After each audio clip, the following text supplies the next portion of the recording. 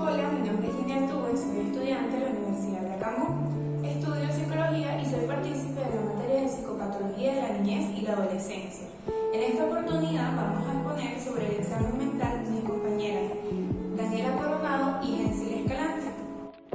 El examen mental, según el doctor Manuel Ortega Sánchez y la doctora Marisela Cárdenas, es aquella parte de la historia médica integral que consiste en un registro descriptivo de las funciones mentales y psicológicas del paciente, derivado de las observaciones y exploraciones ordenadas y sistemáticas de los signos y síntomas que vienen de las alteraciones psicopatológicas presentes en un paciente en un momento determinado. Se trata de un corte transversal del funcionamiento del psiquismo del paciente al momento de la entrevista, que es equivalente al examen físico del área corporal. El examen mental se hace inicialmente para verificar las facultades del pensamiento de una persona y determinar cualquier problema en caso de estar mejorando o empeorando. También se denomina examen o prueba neurocognoscitiva. En el examen mental se evalúan aspectos como la conciencia. Este parámetro se refiere al compromiso cuantitativo de la conciencia o nivel de alerta y a la capacidad de ubicarse u orientarse. La conciencia nos sirve para percibir diversas cualidades psíquicas, bien sean nuestras, ajenas o relacionales. Gracias a la conciencia podemos formarnos una identidad y tener identificaciones, darnos cuenta de cómo pensamos, nos sentimos o incluso de actuar voluntariamente. La conciencia tiene que ver con el nivel de alerta de una persona y su conocimiento de sí mismo y del ambiente que lo rodea, como por ejemplo para hacerse preguntas como quién soy, cuántos años tengo, dónde estoy, quién está conmigo y poder responderlas al momento. La conciencia se rige por leyes temporales. En ella los hechos que recordamos se ordenan de manera cronológica en el tiempo y también en el espacio.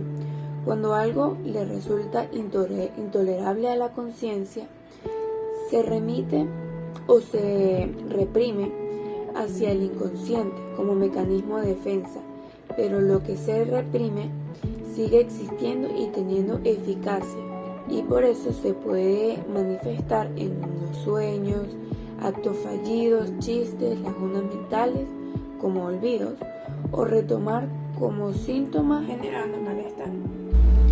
Soy Daniela Coronado y les voy a estar hablando sobre las características de la conciencia. La conciencia es fundamental para todo ser humano. En ella percibimos nuestras cualidades psíquicas y las ajenas. De esta manera hemos formado una identidad propia. Podemos ser conscientes de lo que pensamos o la forma en la que nos sentimos, y asimismo también de la forma en la que actuamos ante distintas situaciones. Esta se rige por unas leyes de temporalidad, donde los recuerdos se ordenan de forma cronológica, con tiempo y espacio, mientras que el inconsciente es lo contrario. Por otro lado, los pensamientos, deseos o fantasías que nos parecen intolerables o escandalosas, el consciente las reprime hacia el inconsciente. Sin embargo, esto no significa que ellas desaparezcan, sino que hacen acto de presencia en muchas de nuestras actitudes, en los sueños, etc. También es un estado de cognición. La conciencia permite que la persona reflexione sobre sí mismo y sus relaciones con otros, haciendo posible que se autoevalúe, reconociendo los significados de sus acciones y palabras, además de los motivos e intenciones que tiene hacia sí mismo y hacia los demás. En otras palabras, se menciona la conciencia como la capacidad de sentir, punto de vista en primera persona o el que produce significado de todo proceso psíquico. Buenos días, mi nombre es Hensil Escalante y en esta oportunidad voy a hablar sobre los tipos de conciencia y les voy a dar un ejemplo de cómo se hace presente la conciencia en nosotros en la vida diaria.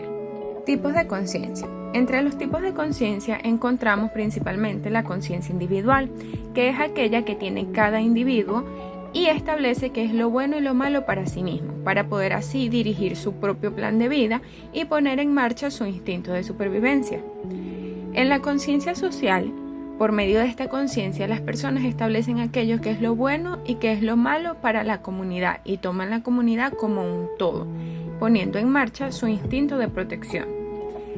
La conciencia emocional es la conciencia sobre el estado emocional del individuo, es decir, tiene que ver con su estado de ánimo, sus sentimientos, sus reacciones frente a todo lo que pasa, y esto también se le llama inteligencia emocional.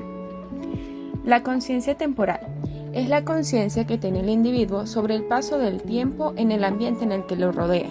Por esta conciencia se puede distinguir qué es lo bueno y qué es lo malo para la comunidad con respecto a un todo, pero en el futuro. Cuando esta conciencia se ejerce de forma correcta, se le conoce como inteligencia racional. La conciencia psicológica es la conciencia que tiene el individuo sobre su propia presencia, sobre sus hechos y sobre los objetos que se ubican fuera del propio yo y la reflexión de sus propios actos. Y la conciencia moral es la conciencia que tiene el individuo sobre las reglas y normas morales y éticas del ambiente.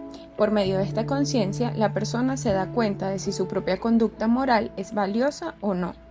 Ahora bien, un ejemplo que vemos en la vida cotidiana es cuando empleamos la conciencia pero en un sentido moral, es decir, cuando vemos lo incorrecto o lo correcto, o lo bueno o lo malo de cada situación. Por ejemplo, pongamos un ejemplo del presidente. Cuando nosotros pensamos que el presidente debe comportarse de una determinada forma, pero actúa a lo contrario de lo que nosotros pensamos, de una vez decimos: después de lo que hizo el presidente, su conciencia no lo va a dejar en paz, porque llegamos a pensar que el presidente tiene que discernir o analizar todos sus actos y ver lo correcto y lo incorrecto. Esta fue toda nuestra exposición. Muchas gracias por su atención.